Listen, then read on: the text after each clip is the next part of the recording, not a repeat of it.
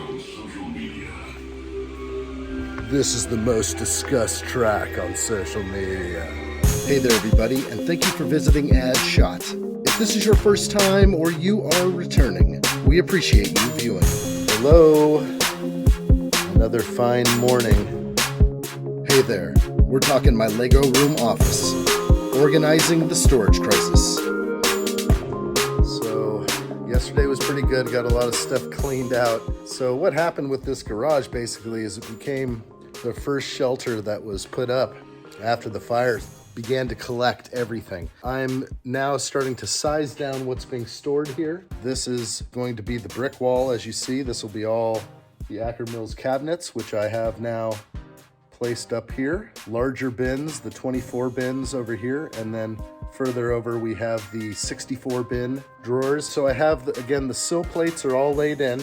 I have sill plates all around here, and my lumber is coming tomorrow, so I can do all these walls as real walls. Sheetrock will come after that, and then painting. And then once that takes place, I can really start focusing on this area, which is a whole bunch of bricks, used bricks.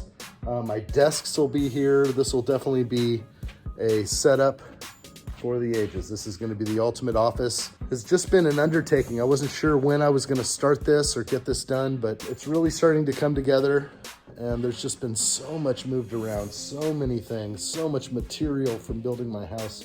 Where's it gonna go? It's definitely a process. I've been in my head a lot. I got some news in the family, some bad news with someone in my family, and been able to think of him and say prayers and keep it going. The process is starting to take more shape when I walk in here, like every morning. When I walked in this morning, I didn't realize how much I actually did yesterday, although it's hard to tell. Join me on this adventure. This is going to be a fun time. We're basically converting this giant space here into an awesome Lego area / office / space to get away. Join me. The Jeep will actually pull right in, right here, through the garage door, come straight in and park right where I'm standing. This is the giant space for the van. So the van actually comes in and parallel parks into this area. You can air this place out great, and then all of a sudden, the smell's gone. So once it sits and everything cools down and it's in its sitting location, the smell really does go away. And I have good ventilation in here, and we'll just see. I definitely want to have air filtration, a lot of things that will help keep the dust down. Obviously, I am doing the walls. So all these walls will be done around the side here, and they're gonna go all the way up here, all the way up to the ceiling, all the way up higher. So I'll have lots of beautiful white walls for shelving and displaying all the things that I love. Who knows what's next. I've never done videos like these where I'm kind of showing some progression, showing a lot of personal items. Who knows what you'll catch, while you're looking around here. I got everything I need to build this place up. I built my own house, built another building before the fire, beautiful building, and sometimes I think I just need the motivation or the kick behind to get going. I shouldn't I? Should you pay your best friends to work for you? Or is it really just a great experience hanging out with each other? As we get older, we get very limited time with our friends. It just happens. You start having families, you really don't have a lot of time for your friends. Sure, we'll probably work our butts off and push this forward. We'll be hanging, and we'll be able to take good long breaks and enjoy ourselves. So I guess you're wondering, where does everything go that's coming out of the garage? Where does it go? Well, it goes into that thing over there. What you're looking at is the shipping container. Survived the fire of 2014. Was here when I bought the property. It's raised up on a mild foundation. It is 40 feet long. It has a roll-up locking door. It's very cool. But everything that was in this container, which was at the time mostly just old storage, and I was storing tools in here. So my tools, most of my tools, did make it through the fire. Anyway, this container is super just congested right now. There's just so much stuff in here right now.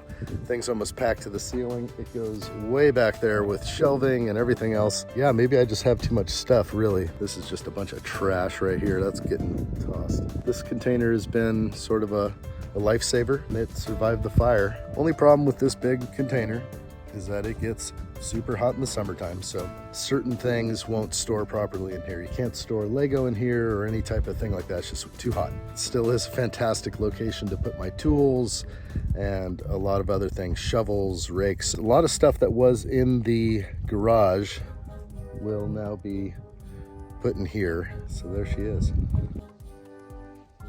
It's crazy. It's absolutely insane. A lot of my tools help me build my house. A few camping supplies, we're gonna get those probably back over to the garage. I mean, it is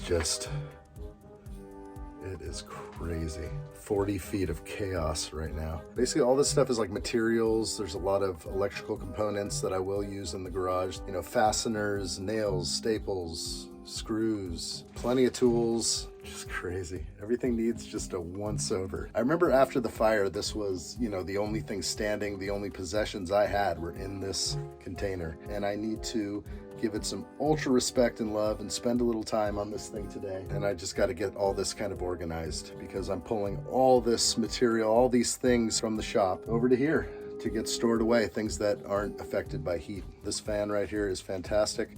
So this is the fan that my dad would always say, "This fan's older than you, son," as he picked it up in the Bahamas, and always used to say that throughout my whole life. There's one thing that was funny. He let me know a couple of times, if you stick your fingers in there and you mess with it, if you mess with the blades, you're gonna cut your finger off. And so I just remember all the time I would stick my finger in here and let it spin around and mess around with it. He seemed to not care too much. Not that he was afraid I was going to lose my finger, but maybe that I would learn my own lesson, because you can only tell somebody so many times before you get your finger caught in the fan blade. But I never did. I always just wanted to have fun with it.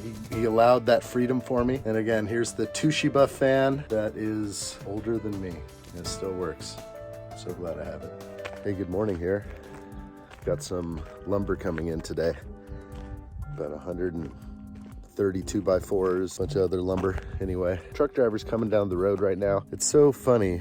I don't know if it's a good thing or a bad thing, but nobody can find my property based on GPS alone. The GPS routes them down all these goat trails and roads that don't get here anyway. And so it's kind of an interesting thing. So we have to tell every single person who drives out here, please don't follow GPS.